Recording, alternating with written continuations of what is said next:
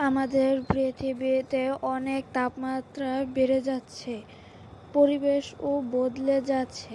তার জন্য তোমার কি পদক্ষেপ বলো দেখি? অনেক রকম পদক্ষেপই তো রয়েছে, কোনটি থেকে শুরু করব? শুরু কর জলবায়ু পরিবর্তন থেকে। জলবায়ু যে কোনো সময় পরিবর্তন হতে পারে, তার জন্য কোনো সময়বিধি বা নিয়ম নেই। যে কোনো সময় জলবায়ু বদলে যেতে পারে।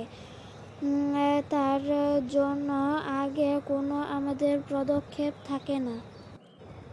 তাই নাকি? তাহলে বন্যার সময় আমরা কি আগে জানতে পারবো না? হ্যাঁ, তা জানা যেতে পারে, কিন্তু জলবায়ু পরিবর্তনের কথা বলা যেতে পারে না।